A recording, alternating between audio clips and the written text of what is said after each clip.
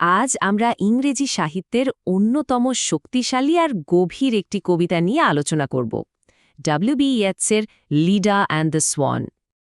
দেখুন, এই কবিতার শুরুটাই কিন্তু একেবারে অন্যরকম। কোনো শান্ত সুন্দর ভূমিকা নেই। একেবারে শুরুতেই যেন এক ধাক্কা আমাদের সরাসরি ছুঁড়ে ফেলা হয় এক ভয়ঙ্কর বিশৃঙ্খল মুহূর্তের মাঝখানে। আচ্ছা, তাহলে আসুন দেখি এই ঘটনার কেন্দ্রে কারা আছে। এই তীব্র শুরুর গভীরে যাওয়া যাক। মানে এটা কিন্তু শুধু একটা পশুর হামলা না, ব্যাপারটা তার চেয়ে অনেক গভীর। এখানে একদিকে আছে লিডা, একজন সাধারণ মানুষ, আর অন্যদিকে রাজহাঁসের ছদ্মবেশে আছেন স্বয়ং দেবতাদের রাজা জিউস। এটা হলো মানুষ আর দৈব শক্তির এক সংঘাত। আর কি মজার ব্যাপার দেখুন, ইয়েটস কিন্তু এই চরম বিশৃঙ্খল নিয়ন্ত্রণহীন মুহূর্তটাকে ধরার জন্য বেছে নিয়েছেন কবিতার সবচেয়ে নিয়ন্ত্রিত আর কঠিন একটা ফর্ম, মানে সনেট। ১৪ লাইনের একটা ৮-৬০ কাঠামো, যার মধ্যে তিনি বেঁধে ফেলতে চেয়েছেন এক বিশাল সুদূর প্রসারী ঘটনাকে। তাহলে চলুন এবার কবিতার মূল যে সংঘাত সেদিকে নজর দিই। দেখি এই শক্তি আর অসহায়ত্বের ফারাকটা কিভাবে দেখানো হয়েছে। কবি এখানে যে প্রশ্নটা করছেন সেটা আসলে কোনো প্রশ্নই না, এটা তো একটা নির্মম সত্যি। লিডার চরম অসহায়ত্বটা বোঝানোর জন্যই এই প্রশ্ন। এর মধ্যে দিয়েই আমরা বুঝতে পারি তার প্রতিরোধ করার কোনো ক্ষমতাই নেই। কবিতার ভাষায় যে কন্ট্রাস্ট বা বৈপরীত্যটা তৈরি করা হয়েছে সেটা খেয়াল করুন।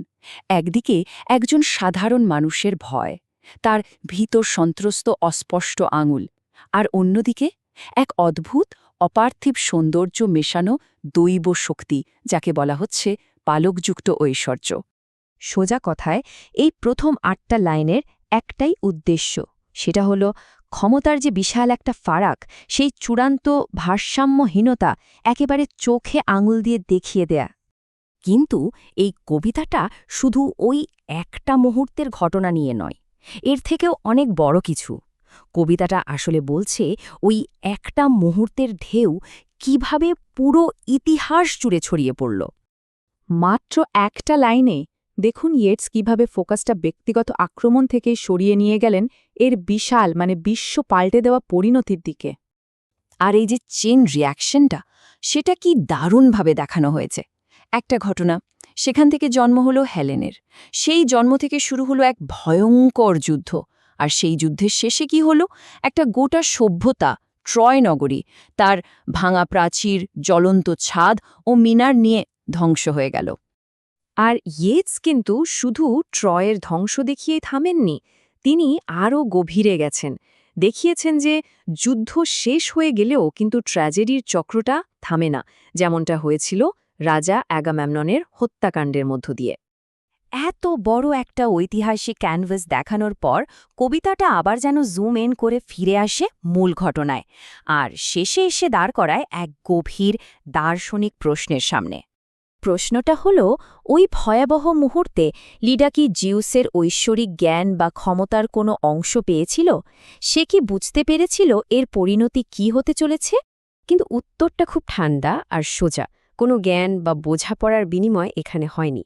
দেবতার কাজ শেষ, তাই মানুষটাও এখন তার কাছে মূল্যহীন, পরিত্যক্ত।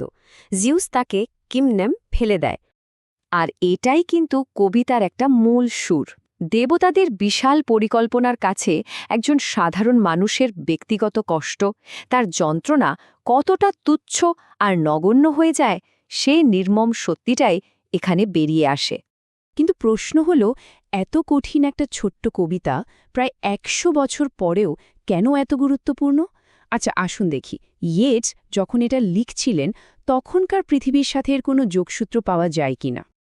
আসলে ইয়েটস তো শুধু একটা পৌরাণিক গল্প বলছেন না, তিনি আয়নার মতো করে নিজের সময়টাকেই তুলে ধরছিলেন। তার দেশ আয়ারল্যান্ড তখন রাজনৈতিকভাবে ভীষণ উত্তাল। তিনি এই পৌরাণিক ঘটনাকে ব্যবহার করে দেখাচ্ছিলেন যে একটা হিংস্র ঘটনা কিভাবে একটা গোটা দেশের বা জাতির ভবিষ্যৎকে পুরোপুরি বদলে দিতে পারে। তো এই কবিতাটা আসলে এই সব থিম মানে শক্তি, অসহায়ত্ব, হিংসা আর ইতিহাস এগুলোকে একসাথে গেঁথে ফেলার একটা মাস্টার ক্লাস। এটা দেখায় কিভাবে একটা ব্যক্তিগত ট্র্যাজেডি আর একটা জাতির ঐতিহাসিক নিয়তি একেবারে অঙ্গাঙ্গিভাবে জড়িয়ে থাকে। তাহলে শেষ পর্যন্ত মূল কথাটা কি দাঁড়ালো? মূল কথাটা হলো এই কবিতা আমাদের বলছে যে একটা মাত্র হিংস্র ঘটনাই পুরো ইতিহাসের চাকা ঘুরিয়ে দিতে পারে। বড় বড় ঐতিহাসিক পরিবর্তনের শুরুটা যে সবসময় খুব মহৎ কিছু দিয়ে হবে তার কোনো মানে নেই। শেষ পর্যন্ত লিডা অ্যান্ড দ্য সোয়ান আমাদের একটা খুব অস্বস্তিকর প্রশ্নের মুখে ফেলে দিয়ে যায়। ইতিহাস কি বড় কোনো পরিকল্পনা মেনে চলে, নাকি ইতিহাসের গতিপথ ঠিক করে দেয় এরকমই হঠাৎ ঘটে যাওয়া কিছু হিংস্র, নিয়ন্ত্রণহীন মুহূর্ত? ভেবে দেখুন, ইয়েটসের সময়ের জন্য এই প্রশ্নটা যতটা সত্যি ছিল, আমাদের আজকের পৃথিবীর জন্য কি ততটাই সত্যি নয়?